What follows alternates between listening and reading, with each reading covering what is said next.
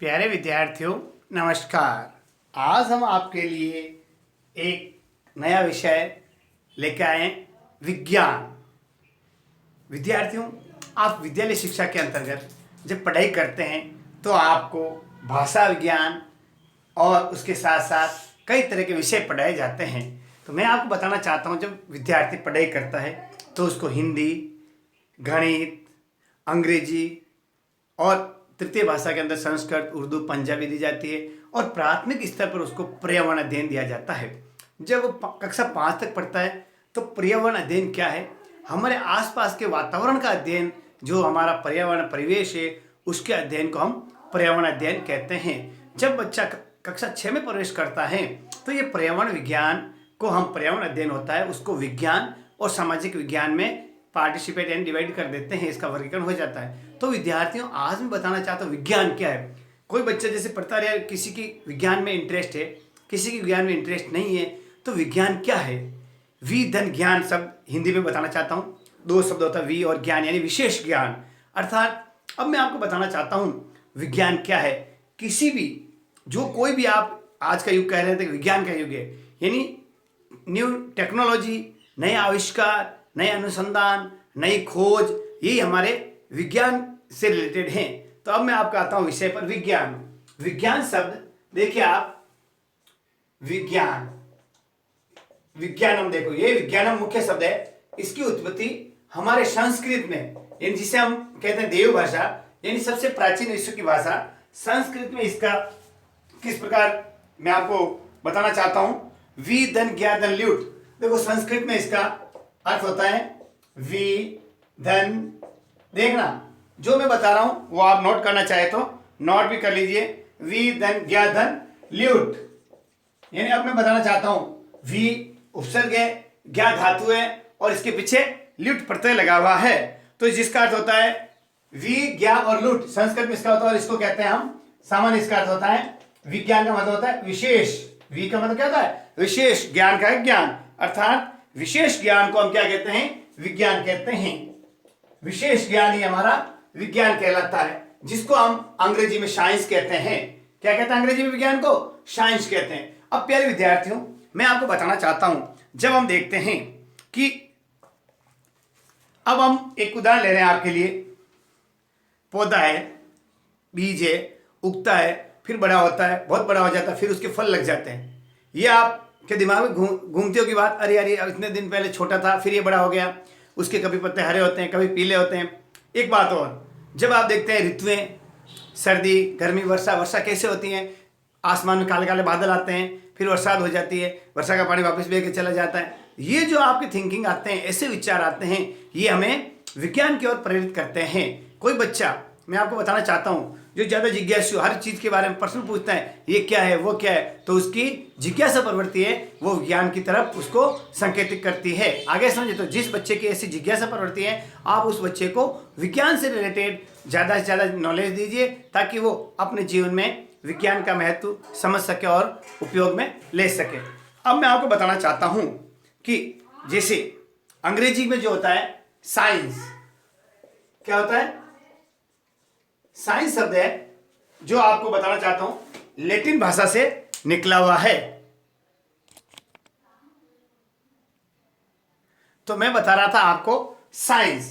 इस साइंस शब्द की उत्पत्ति अंग्रेजी में, जो इसकी भाषा है लैटिन भाषा के साइंसिया से हुई। किससे हुई, साइंसिया। देखो लैटिन भाषा में, सुनना आप, अलग अलग जैसे हमारी संस्कृत भाषा है, उसी तरह पाश्चात्य संस्कृत में लैटिन भाषा है। उस लैटिन भाषा में जो साइंस है, इसका साइंसिया, साइंसिया, ये शब्द आप देखना कि विज्ञान को हम लैटिन भाषा में क्या कहते हैं, साइंसिया, जिसका अर्थ होता है टू नो। क्या होता है साइंसिया शब्द, होता है किसका अर्थ है, साइंसिया शब्द है लैटिन भाषा का, इसका अर्थ है टू नो, यानी जानना। किसी भी चीज के बारे में जानना क्या कहलाता है, साइंसिया कहलाता है लैटिन भाषा में, और जिससे हम अर्थात हिंदी में विज्ञान कहते हैं और अंग्रेजी में उसको साइंस कहते हैं। यहाँ तक आपको अच्छी तरह समझ में आ गया होगा। एक बात मैं बताना चाहता हूँ, वी धन ज्ञान, विशेष ज्ञान, जो हमारी संस्कृत भाषा का वी ज्ञा धातु और ल्यूट वी प्रत्यय, सॉरी उपसर्ग है। किस उपसर्ग प्रत्यय क्या होता है, इनसे रिलेटेड वीडियोस भी हमने हमारा अपने यूट्यूब चैनल शहर हैप्पीनेस संस्कृत पर अपलोड किए हैं। आप विजिट कीजिए। ये एक ऐसा प्लेटफॉर्म है जहाँ पर सभी विषयों से रिलेटेड महत्वपूर्ण टॉपिक अपलोडेड है। Only for education related videos are available on our YouTube channel शहर हैप्पीनेस संस्कृत एजुकेशन। तो विद्यार्थियों, वि उपसर्ग ज्ञा धातु और लिट प्रत्यय से विज्ञान बनता है, जिसका अर्थ होता है विशेष ज्ञान।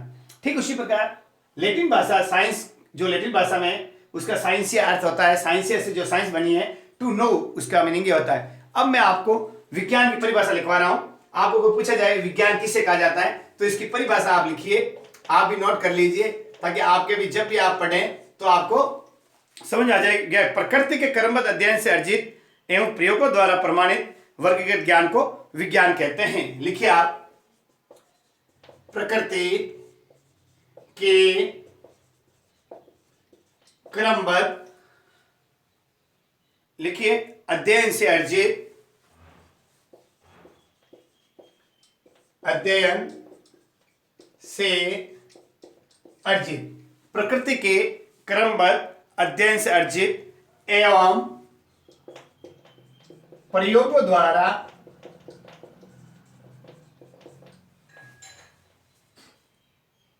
प्रमाणित वर्गीकृत, प्रयोगों द्वारा प्रमाणित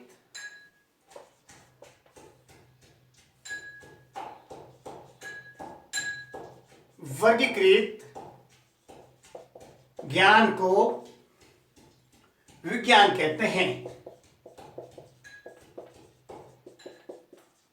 आगे आपके समझ में। अब मैं आपको एक बात बताना चाहता हूं।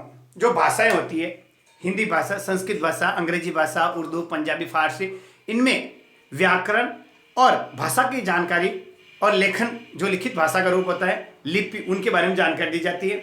अब उसके बाद में सामाजिक विज्ञान क्या है, जो हमारे परिवेश, आसपास के वातावरण, हमारे समाज के बारे में बताता है, वो सामाजिक विज्ञान है। उसके भी अलग अलग डिवाइडेशन पार्ट होते हैं, जैसे भूगोल, पृथ्वी से संबंधित, भूमि से संबंधित, अर्थशास्त्र यानी मनी, इकोनॉमिक से संबंधित, और इसके बाद में होती है तीसरी इतिहास, जो हमारे ऐतिहासिक यानी हमारे प्राचीन इतिहास के बारे में, हमें जो हमारा पूर्व का ऐतिहासिक जो कालखंड है उसके बारे में जानकारी दी जाती है। तो ठीक उसी प्रकार विज्ञान में भी आपको प्रकृति के क्रमबद्ध अध्ययन से अर्जित एवं प्रयोगों द्वारा प्रमाणित वर्गीकृत ज्ञान को विज्ञान कहते हैं। आगे समझिए, प्रकृति का कोई भी आपको किसी भी विषय से संबंध आप अध्ययन क्रमबद्ध करेगा, लेकिन उनके लिए आपको अर्जित प्रयोग के आधार पर उसको प्रमाणित और वर्गीकृत करने पर ही उसको हम विज्ञान कह सकते हैं। ठीक है। अब मैं बताना चाहता हूं कि विज्ञान के क्या उद्देश्य हैं, विज्ञान क्यों पढ़ाया जाता है। इससे प्रकृति के नियमों का अध्ययन, प्रयोग और प्रमाणित कर सकते हैं, और आवश्यक प्रयोग और प्रक्षेपण लेना और उनके निष्कर्ष निकालने की जानकारी दी जाती है, और विद्यमान प्रकृति में विभिन्न प्रकार के साधनों से समस्याओं का निराकरण मानव जीवन को सुखद बनाने के लिए किया जाता है। और जो हमारे संसार में, हमारे सामाजिक परिवेश में जो रीति परंपरा है, उनको वैज्ञानिक कारणों को जानना। जैसे मैं बताना चाहता हूं, एक बार हमें कहते हैं कि जब हमारे किसी रिश्तेदार में शादी होती है, यानी बच्चे का जब लड़का और लड़की का विवाह किया जाता है, तो उसके अंदर 3 गोत्र कम से कम टाली जाती है, यानी लड़के का पक्ष, लड़के के पिताजी का ननियाल का पक्ष, और लड़के के ननियाल का पक्ष, आया समझे, यानी माता का पक्ष, पिता और माता के दोनों के पक्ष को छोड़ा जाता है। क्यों छोड़ा जाता है? ये बात जब हमारे डॉक्टर हरगोविंद खुराना ने अनुवंशिकी, आया समझे, अनुवंशिकता की खोज की, तो क्या होता है, जो अनुवंशिकी संबंधित होते हैं वो उनके अंदर पैतृक गुणों को एक पीढ़ी से दूसरी पीढ़ी ले जाता है। इसी अनुवंशिकता के आधार पर अब बताया जाता है कि जब दो होते हैं, दो पास जो रिश्तेदार होते हैं, उनमें शादी संबंध नहीं होना चाहिए। आया समझ, क्यों कि जो रोग हो जाते हैं वो अनुवंशिक आगे से आगे बढ़ सकते हैं। कई प्रकार की जो थ्योरी है उसके आधार पर अब साइंस ने अब ये प्रूव किया, लेकिन हमारा जो इतिहास है, हमारे पूर्वज है, उन्होंने पहले ही 3 गोत्र से दूर शादी करने की बात बता दी थी। यानी हमारे पूर्वजों के आधार पर, उनके अनुभव के आधार पर भी साइंस प्रयोग करती है। आज समझे। अब मैं बताना चाहता हूं, अब आते हैं हम हमारे टॉपिक पे, विज्ञान। प्यारे विद्यार्थियों, विज्ञान क्या है ये हमने आपको बता दिया। अब विज्ञान के संबंध में बताना चाहता हूं। आप एक डायग्राम बना लीजिए। देखो, विज्ञान को हम क्या करते हैं, अलग अलग भागों में डिवाइड कर देते हैं। मैं आपको बताना चाहता हूं, विज्ञान के हम दो भाग ले लेते हैं। भौतिक विज्ञान, लिखिए आप भी, जिसे हम फिजिकल कहते हैं। लिखिए आप, इसको इंग्लिश में क्या कहते हैं? Physical, physical science. और उधर ले लीजिए आप लाइफ साइंस, जीवन विज्ञान, जीवन विज्ञान, ठीक है, जिसे लाइफ साइंस कहते हैं। अब भौतिक विज्ञान के अंदर क्या होता है? जो हमारे निर्जीव वस्तुएं हैं, क्या है? जो निर्जीव वस्तुएं हैं उनका अध्ययन किया जाता है। इसमें ध्यान रखना, भौतिक साइंस में क्या होता है? निर्जीव जो वस्तुएं होती है उनका अध्ययन किया जाता है, ध्यान रखना। और जीवन विज्ञान में जो हमारी सजीव वस्तुएं, पदार्थ हैं, उनका अध्ययन हम जीवन विज्ञान में करते हैं, ठीक है। अब मैं बताना चाहता हूं, अब इसके बारे में फिजिकल साइंस के लिए आपको बताना चाहता हूं, इसके हम पार्ट कौन कौन क्या कर सकते हैं। सबसे पहले इसके अंदर ले लीजिए आप फिजिक्स, यानी भौतिक। भौतिकी क्या है इसके बारे में PHY ऐसा ही, ठीक है, ये मैं आपको बताना चाहता हूं।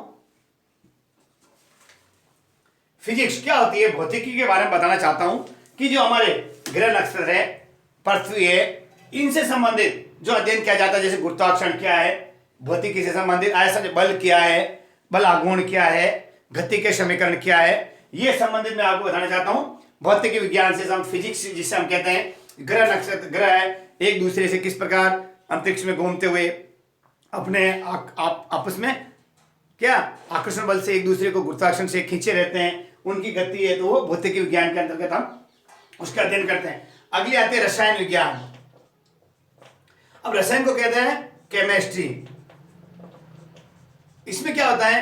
विभिन्न प्रकार के पदार्थों को मिला करके नए पदार्थ को उत्पादन करना है। जैसे मैं बताना चाहता हूं, ऑक्सीजन और नाइट्रोजन को जोड़ के नाइट्रेट बन सकता है, नाइट्रोजन और हाइड्रोजन को जोड़ के अमोनिया बनता है, ऑक्सीजन और हाइड्रोजन को जोड़ के पानी बनता है। जो रिएक्शन होती है, जो रासायनिक अभिक्रियाएं होती हैं, ऐसे जो दो नए उत्पाद की प्राप्ति करने के लिए हम रसायन, कोई भी रसायन से संबंधित जिसका अध्ययन किया जाता है वो रसायन विज्ञान के अंतर्गत आता है। अब उसके बारे में और लेना चाहता हूं आपको, जैसे अगला है आपके खगोलीय आयतन, खगोल शास्त्र। खगोल शास्त्र ये भी एक विज्ञान का हिस्सा है, जिसे हम एस्ट्रोनॉमी भी कहते हैं। जैसे आर्यभट्ट, व्रामीर, आयसन, इन्होंने एस्ट्रोनॉमी से संबंधित भी बहुत जानकारी की थी, ठीक है ना, जैसे कॉपरनिकस, गैलीलियो। तो अब उसके बाद खगोल शास्त्र के बाद में मैं बताना चाहता हूं आपको भूगर्भिकी, जिसे जियोलॉजी भी कहते हैं।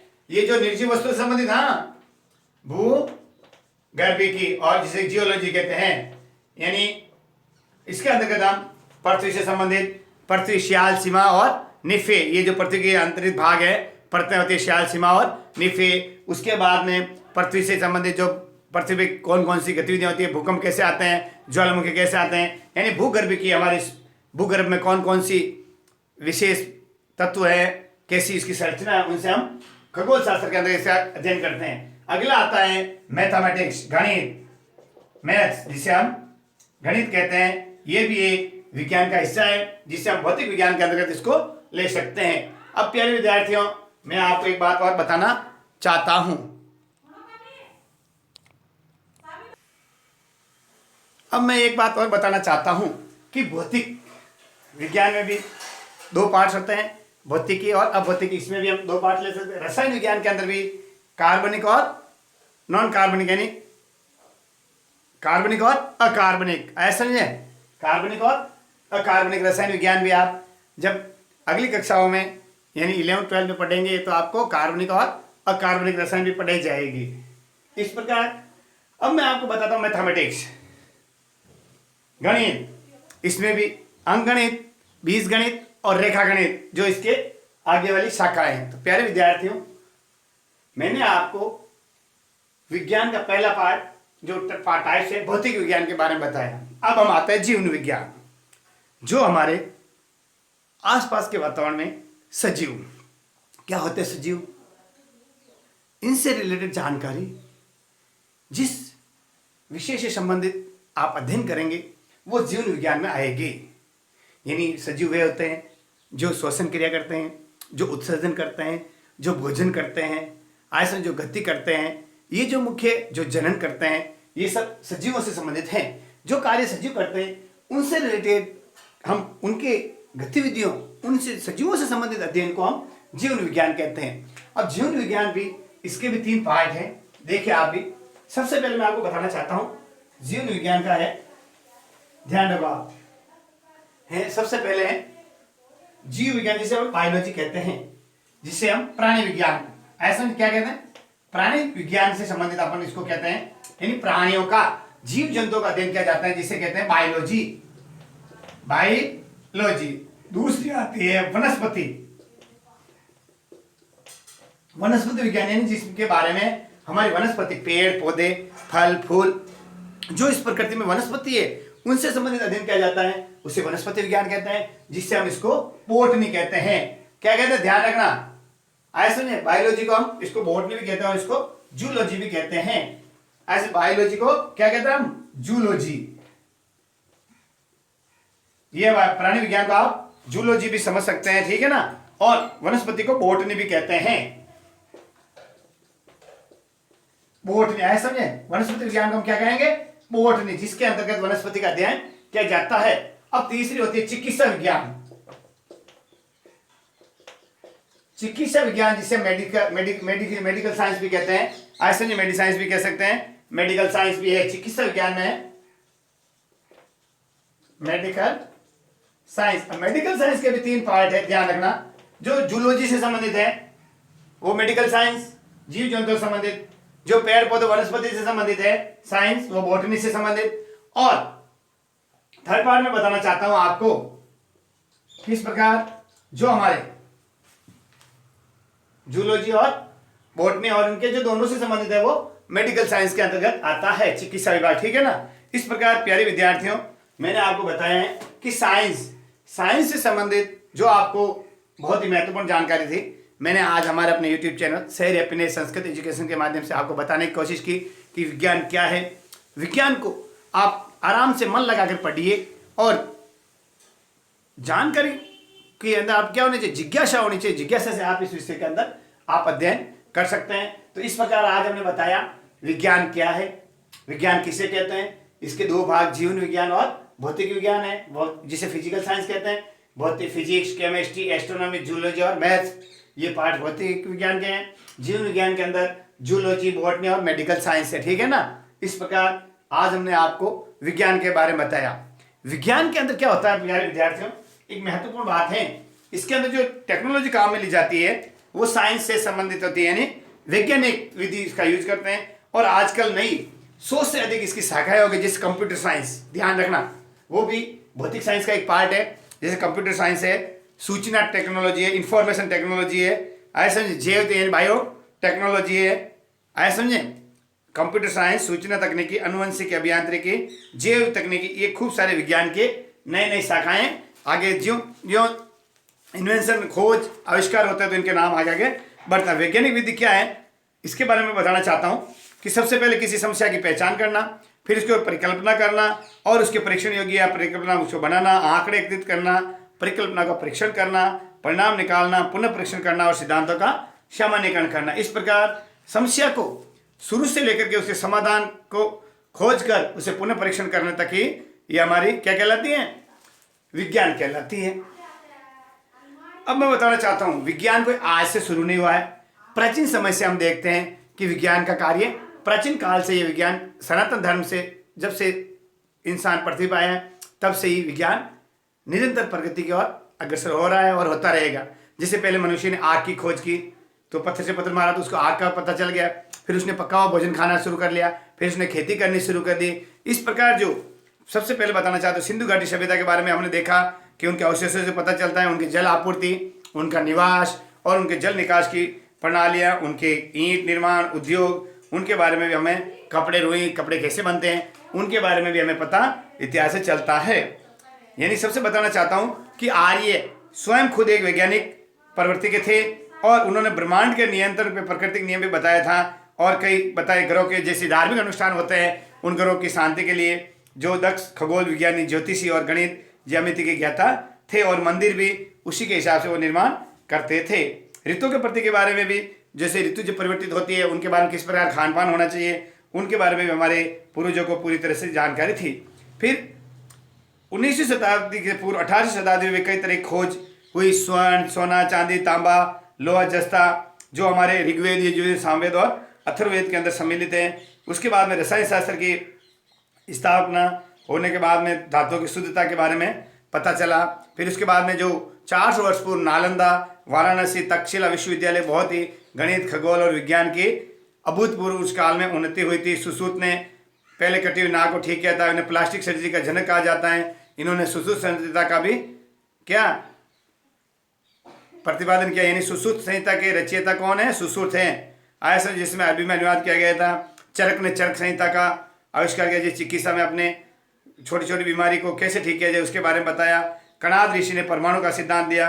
इस प्रकार मैं बताना चाहता हूँ कि जो भारत है, भारत देश विज्ञान की दृष्टि से भी विश्व में जगत गुरु के पद पर आसीन है। अर्थात भारत प्राचीन समय से भी कई प्रकार की खोजें करता आ रहा है और करता रहेगा। आया समझे। ब्रह्मगुप्त के बारे में बताना चाहता हूँ, जिन्होंने सबसे पहले शून्य के कार्य के नियम बताए। आर्यभट्ट ने बताया पृथ्वी गोल है और वो दूरी पर घूमती है। इस प्रकार आगे बताना चाहता हूँ, बीज गणित के लिए गणक चक्र चूड़ामणि ने भी उनको उपाधि दी थी और 2 विभिन्न शाखाएं बताई, बीज गणित और गणित। उसके बाद मैं आपको बताना चाहता हूँ चंद्रशेखर वेंकट रमन, सीवी रमन, जिन्होंने संसार को नए विकिरण, न्यू रेडिएशन के बारे में जानकारी दी, जिससे 28 फरवरी 1930 को भौतिकी का नोबेल पुरस्कार दिया गया था। रमन इफेक्ट भी कहते हैं। उसके बाद में डॉक्टर होमी जहांगीर भाभा ने भी नया कण मेसोन की खोज की थी, इसलिए अप्सरा, सिरस, जर्लिना नामक 3 प्रमाणिक रिएक्टरों की स्थापना हुई। यानी मैं ये बताना चाहता हूँ कि हमारा भारत भी इस वैश्विक विज्ञान की दौड़ में प्रगति के पथ पर अग्रसर हैं। अंतरिक्ष विज्ञान में भी हमारे भारतीयों ने अपना परचम लहराया है। ठीक है, तो आज मैंने आपको विज्ञान के बारे में बताया कि विज्ञान क्या है, विज्ञान को आप किस प्रकार पढ़ सकते हैं, आपकी रुचि के हिसाब से आप कैसे गए, विज्ञान क्या है, इसके बारे में आज मैंने विज्ञान के बारे में बताई। तो विद्यार्थियों, इस YouTube channel share happiness Sanskrit education को जिन्होंने सब्सक्राइब नहीं किया है सब्सक्राइब कीजिए और बेल आइकन जरूर दबाइएगा ताकि नोटिफिकेशन सबसे पहले आपको मिले। और इस कोविड काल के अंतर्गत अपने आप को बचाते हुए सोशल डिस्टेंशन, मास्क और सैनिटाइजर का हमेशा प्रयोग करें और इस यूट्यूब चैनल को ज़्यादा से ज़्यादा बच्चों तक पहुँचाइए। नमस्कार।